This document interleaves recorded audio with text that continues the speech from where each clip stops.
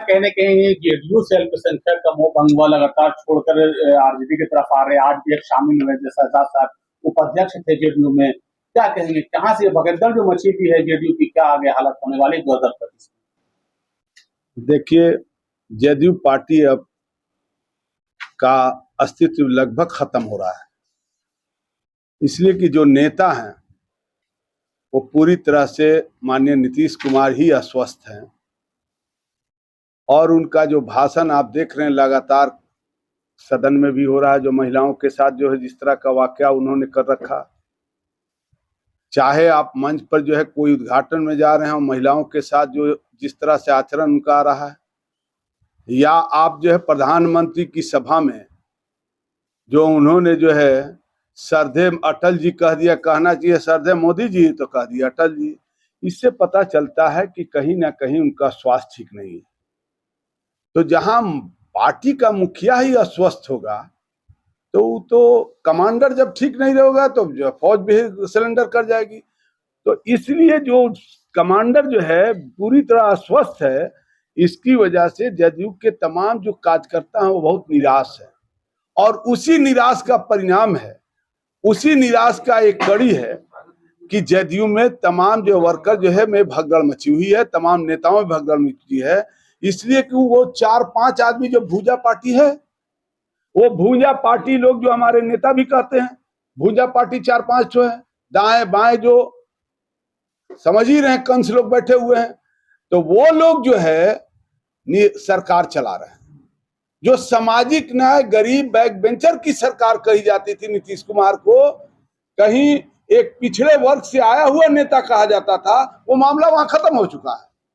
वहां तमाम सामंतिक मिजाज के लोग अगल बगल बैठ गए और उसी का परिणाम हुआ कि आज देख रहे होंगे, चाहे एमएलसी जो बन रहे हैं, चाहे जो है अभी चेयरमैन जितने बने हों, सब ये साइबेरियन पक्षी बन रहे हैं। साइबेरियन पक्षी को जानते हैं? मौसम के एतबार से साइबेरियन पक्षी जो है किसी इलाके में आता है और वो जब यहाँ का जो मामला खत्म हो जाता है, उसको आबो हवा यहाँ की ठीक नहीं लगता है, फिर दूसरी जगह चला जाता है। तो वैसे ही देखे होंगे बेचारे एक हमारे हैं खालिद अनवर साहब, वो कहीं दिल्ली में पत्रकारिता लाइजनिंग करते थे अहमद पटेल उटेल साहब के पास। तो वहां से आए, दीन बचाओ देश बचाओ के नारा देते हुए बेचारे हम लोगों के उलमा हजरत जो है रहमानी साहब जैसे शख्सियत को उन्होंने दे दिया कि अरे भाई आदमी अच्छा, कुछ दिल्ली उल्ली में तो बड़े अच्छे सीट साट के बात लोग करते हैं, तो मंच का संचालन दे दिए। लो उस तो यहाँ से बार्गेनिंग करके आरसीपी सिन्हा से जो उड़ गए, एमएलसी बन गए, दूसरे दिन सामे में बन गए। उसी तरह से आप देख रहे होंगे कि हमारे मौलाना जो है बलियागी साहब हैं, इमामत भी यही करेंगे,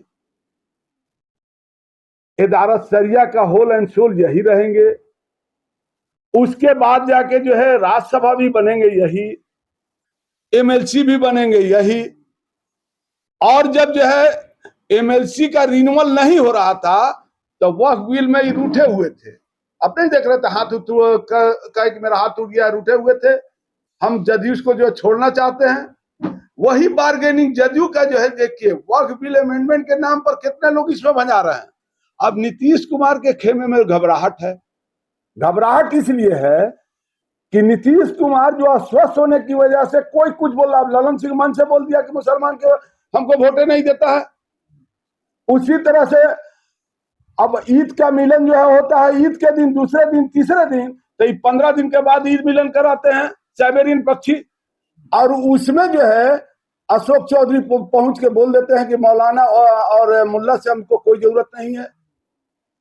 उसी तरह से फिर सीतामढ़ी का जो है एमपी, वो भी बोल देते हैं कि मुसलमान जो हमको वोट नहीं दे, मुसलमान को वोट की जरूरत नहीं है। तो जहां इस तरह के जो है लोग बोल रहे हैं, पहले ये लोग नहीं बोल पाते थे, इसलिए कि स्वस्थ रहने से उनकी मानसिक स्थिति स्वस्थ थी हमारे माननीय मुख्यमंत्री जी की, तो वो जो है इन लोग का इन पर दबाव बनाते थे। जब तक हम लोग के साथ थे तो ये जितने साइबेरियन पक्षी कहीं ना कहीं पहाड़ के दोबे में जो है छिपे हुए थे, और यही लोग मिलकर जो है गठबंधन को तोड़ने का काम किया। इसलिए कि इन लोग का काम सद नहीं जाता। यहाँ तो लालू यादव बैठे थे, जो सामाजिक न्याय की हंटर और सांप्रदायिक ताकत को मुंहतोड़ जवाब देने वाली कोई शख्सियत का नाम है, उस शख्सियत का नाम है लालू यादव। और वैसी शख्सियत के रहने की वजह से इन लोग का काम नहीं चल रहा था। इसलिए वहां जदयू में देख रहा है कि युवा जो है मुख्यमंत्री बनने जा रहा है 2025 में। भाई तेजस्वी ने जो विजन दिया 17 महीने में, गांधी मैदान को गवाह बनाया।